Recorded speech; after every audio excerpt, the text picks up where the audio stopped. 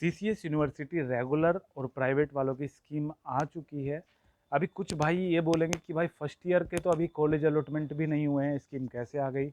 तो भाई इस वीडियो में हम कॉलेज अलॉटमेंट के बारे में, इस स्कीम के बारे में, ये स्कीम हट सकती है नहीं हट सकती है उसके बारे में, देखो सारी चीज़ों के बारे में बात करेंगे। बाकी इस स्कीम को पढ़ते हुए बीच में कोई सवाल ऐसा है कि किसी भाई ने पूछा वो हमें ध्यान आ गया तो हम उसको भी डिस्कस कर लेंगे। कुल मिला के अभी तक जो चल रहा है सीसीएस यूनिवर्सिटी से रिगार्डिंग हम सबकी इसमें अपडेट देने की कोशिश करेंगे, जिससे हमें अलग से वीडियो ना बनानी पड़े, आपका अलग से टाइम खराब ना हो। ठीक है। तो पहली चीज़ ये है, जब भी कोई स्कीम आती है, फर्स्ट टाइम जब भी आती है, तो उस स्कीम को सीसीएस यूनिवर्सिटी के जितने भी एफिलिएट कॉलेजेस हैं उनके टीचर से पूछा जाता है, कॉपी भेजी जाती है। अभी तो ऑनलाइन सब कुछ होने लगा, तो भेजी जाती है, उनसे पूछा जाता है कि भाई ये हम एग्ज़ाम का स्केड्यूल है, इस तरीके से एग्ज़ाम होने प्रस्तावित है, क्या ऐसे एग्ज़ाम करा लें, मतलब कोई कमी तो नहीं है, ऐसा तो नहीं कि हमने कुछ गलती इसमें स्कीम में कर दी हो। तो ये चीज़ें पूछी जाती है, ये इस साल नहीं हर बार ये होता है। तो अगर कुछ कमी होती है तो फिर रिवाइड इस एग्ज़ाम एग्ज़ाम डेट शीट आती है, रिवाइड करके आती है, आप देख सकते हो सर्च करके, बहुत सारी रिवाइड एग्ज़ाम डेट शीट है, एक बार भी चेंज होती है, दो बार भी होती है, तीन बार भी होती है। फिलहाल मुद्दा ये है कि कॉलेज अलॉट नहीं हुए हैं, कब तक होंगे कुछ पता नहीं है अभी। और हमारी अगर राय आप मानोगे, हमसे पूछोगे कि हाँ कब तक होंगे, हमारी राय में तो 25 तारीख तक हम बताएंगे कि अभी तक 25 तारीख तक अलॉट हो जाएंगे, पूरी पूरी संभावना है। बाकी जो होगा वो हम बताएंगे, स्थिति किस पे डिपेंड करता है। ठीक है। सबसे पहले जो मेन चीज़ है वो पढ़ लेते हैं। देखो जो स्कीम में है इस पे लिखा हुआ है, सत्र 2020-21 की मुख्य परीक्षा 2021 संस्थागत एवं व्यक्तिगत, भूतपूर्व परीक्षा, भूतपूर्व छात्र, भूतपूर्व होते हैं एक्स स्टूडेंट जो होते हैं, एकल विषय मतलब सिंगल सब्जेक्ट वाले, श्रेणी उन्नयन परीक्षा मतलब जो होती है डिवीजन इंप्रूवमेंट एग्जामिनेशन जो होती हैं। ठीक है। वह बैक पेपर परीक्षा 2020 की परीक्षाओं वार्षिक प्रणाली के अंतर्गत संचालित जो होती है, मतलब ये बस स्कीम वार्षिक प्रणाली के अंतर्गत संचालित परीक्षाओं की है। ऐसा नहीं कोई बोलेगा कि भाई सेमेस्टर की नहीं है, सेमेस्टर की अलग आती है स्कीम।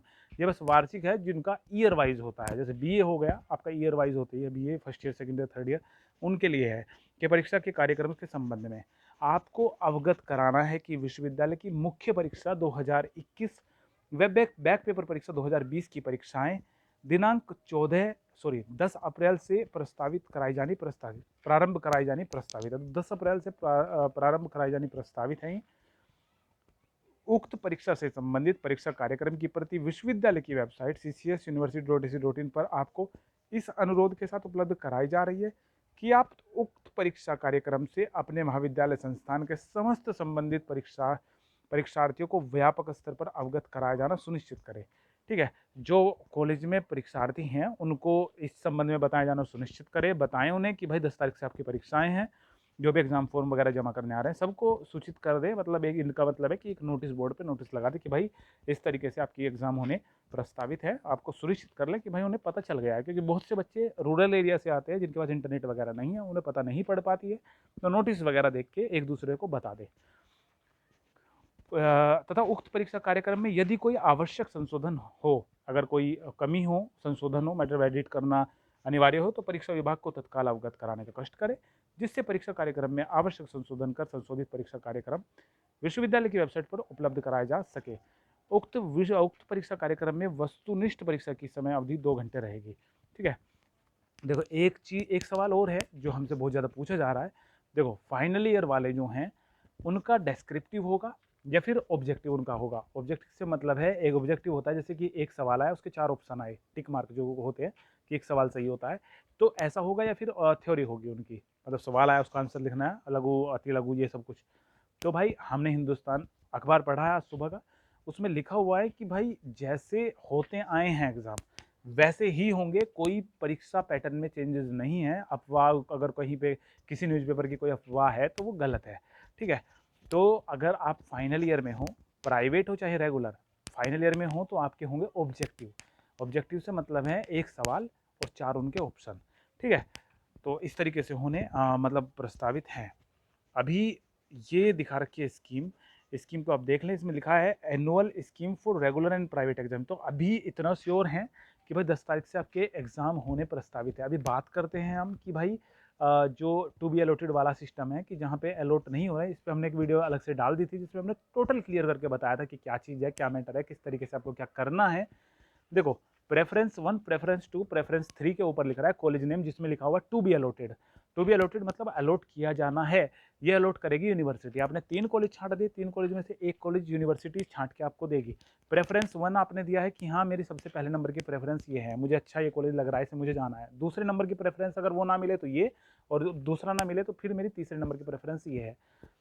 जब आप उस फॉर्म को चेक करोगे, जब कॉलेज अलॉट हो जाएंगे तो तीनों प्रेफरेंस गायब हो जाएगी, टू बी अलॉटेड की जगह कॉलेज नेम आ जाएगा लिखा हुआ कि आपका भाई कॉलेज नेम ये है। जाके तो अगर कॉलेज नेम आ गया लिखा हुआ टू बी अलॉटेड की जगह, प्रिंट करके देखना, फॉर्म प्रिंट हो जाएगा। उसके बिना अगर टू बी अलॉटेड आ रहा होगा लिखा हुआ तो प्रिंट नहीं होने का फॉर्म, को फॉर्म प्रिंट हो जाएगा, नाम आ जाएगा लिखा हुआ 3 कॉलेज में से एक का, और तुरंत जाके आपको कॉलेज में जाके जमा कर देना है फॉर्म को वो। और अगर आपसे मैं पूछूं कि कॉलेज में अगर मान के चलो टू बी अलॉटेड की जगह कॉलेज अलॉट हो गए, तो कितने दिन का काम है कॉलेज में फॉर्म जमा करने का? 3 दिन, 4 दिन, 5 दिन? अगर अगले महीने में भी कॉलेज 1 तारीख को अलॉट हो गया तो 5 तारीख तक सारे के सारे फॉर्म जमा हो जाएंगे कॉलेज में, तो ये 10 तारीख की परीक्षा पे कोई फर्क नहीं पड़ेगा। इसलिए अगर आपके पास बुक है, रिफ्रेशर वगैरह नहीं है तो ले लें जाके।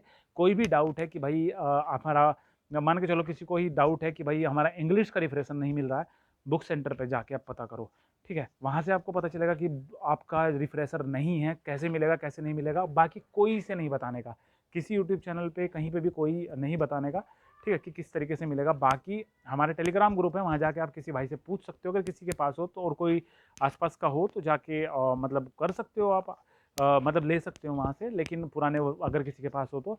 बाकी बुक सेंटर सबसे बेस्ट सोर्स है, या फिर कॉलेज से पता करो या फिर बुक सेंटर से, अगर किसी का इंग्लिश वाला है, ठीक है ना?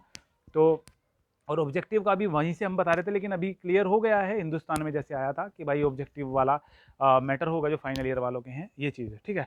आपका टू बी अलॉटेड का जो सवाल था क्लियर हुआ। देखो टू बी अलॉटेड का हम जैसे बता रहे हैं, हमारी राय में 25 तारीख तक अलॉट हो जाने चाहिए। जैसे ही अलॉट होंगे सेपरेट वीडियो डालूंगा तुरंत ही, और सेपरेट वीडियो के साथ पोस्ट भी डालूंगा। किसी के फ़ोन में डेटा नहीं है तो वो पोस्ट देख सकता है।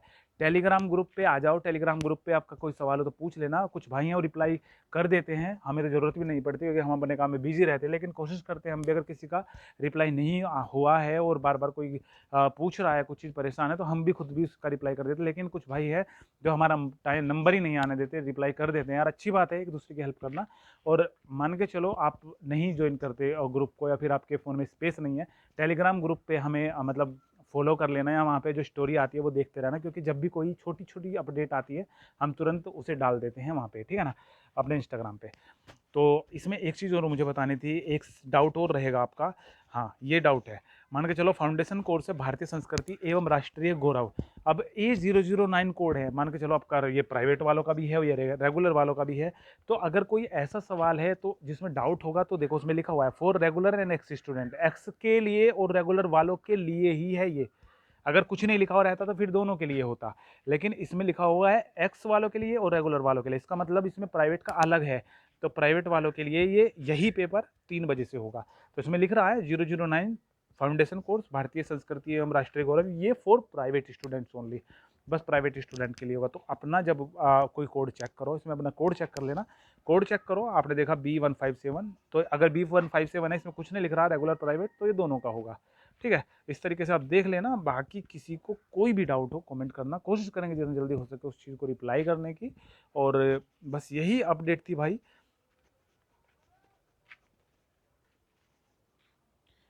और हाँ, एक चीज़ और बता दे कि कुछ भाई बोलेंगे कि पेपर चेंज हो सकते हैं, स्कीम आगे बढ़ सकती है, कि तो भाई बिल्कुल बढ़ सकती है। अभी अभी से फिक्स मान के चलो, लेकिन हाँ चांसेस होते हैं आगे बढ़ने के, ठीक है? देखो टू बी अलॉटेड वाला सिस्टम जो है वो कब तक सही होगा डिपेंड करता है कॉलेज में लगी हुई भीड़ का। देखो कॉलेज में इस बार जो फॉर्म में मिस्टेक हैं वो और टाइम के मुकाबले ज़्यादा हैं। और दिक्कत ये है कि अगर कोई कॉलेज में जा रहा है उस एरर को सही कराने, तो कॉलेज वाले उससे पैसे ले रहे हैं। पैसे आपको, वो जो पैसे लेंगे उसकी कोई स्लिप नहीं देने के, क्योंकि उस एरर अगर आती है तो उसके 5 से 10 सेकंड का टाइम लगता है। अगर आप यूनिवर्सिटी में जाते हो, आपके पास पैसे जाते हैं, वो पैसे वो लेते हैं, जो कि सही नहीं है, ठीक है? उनका काम फ्री का है लेकिन वो पैसे लेते हैं। इसीलिए CCS यूनिवर्सिटी में भीड़ लग रही है। अगर सब अपनी जिम्मेदारी समझ के, हर कॉलेज 10 मान के चलो किसी बच्चे की ज़्यादा 5 या 6 बच्चों की कमी आ जाएंगी, वो कॉलेज वाले अपनी जिम्मेदारी समझ के उनके फॉर्म ले लें, और वो जाके अपने को, उन्हें तो जाना भी नहीं पड़ेगा, उनके पास कॉन्टैक्ट नंबर होता है, या फिर वो कंप्लेन कर दे अपनी कॉलेज की आईडी से, और जाके ये सब चीज़ें हो जाएँ, चेंज वगैरह हो जाएँ, तो जल्दी से समझे, जल्दी से सुधर जाए। अभी कोविड के केस एक तरफ बढ़ रहे हैं और दूसरी तरफ 309 में भीड़ लगी हुई है पूरी, कोई कहाँ से आ रहा है कुछ पता नहीं है। वहाँ पे जो भाई बैठ रहे तो उनको सांस लेने की फुर्सत नहीं है।